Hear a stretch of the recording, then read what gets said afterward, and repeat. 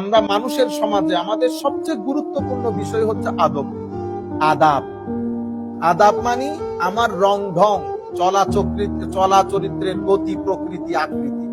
এটা হচ্ছে মানুষের সবচেয়ে বড় প্রপার্টি। এটার মাধ্যমে মানুষ আইডেন্টিফাইড হয়, এটার মাধ্যমে মানুষ রিকগনাইজড হয়, আদাবের মাধ্যমে। এই কারণে আদাব, আমি আপনার সাথে আমার ব্যবহার, মসজিদে ঢুকার আদব, হুজুরের সাথে কথা বলার আদব, স্ত্রীর সাথে কথা বলার আদব, মা বাবার সাথে কথা বলার আদব, স্কুলে যাওয়ার আদব, রাস্তায় হাঁটার আদব, খাওয়ার আদব, বাথরুমে ঢুকার আদব, এটা আপনার পুরা মানব সমাজের, এটা আপনি যদি দেখেন তো ফুল অফ আদব, ফুল অফ আদব। এবং আমাদের মুসলমানদের মধ্যে আমার নবী সাল্লাল্লাহু আলাইহি ওয়াসাল্লাম যে শিক্ষা দিয়েছেন, আমাদের ইসলামিক টিচিংস এর মধ্যে 75 to 82% হচ্ছে আদবের শিক্ষা। 75 to 82% হচ্ছে আদবের শিক্ষা। ইভেন আপনি যদি দেখেন, লাইসাল বিররা আন তুওয়াল্লু উজুহাকুম কিবালাল মাশরিকি ওয়াল মাগরিব ওয়ালাকিন্নাল বিররা মান আমানা বিল্লাহি ওয়াল ইয়াউমিল আখির ওয়াল মালাইকাতি ওয়াল কিতাবি ওয়ান নাবিয়্যিন ওয়া আতাল মাল আলা হুব্বিহি যাবিল কুরবা ওয়াল ইয়াতামা ওয়াল মাসাকিন।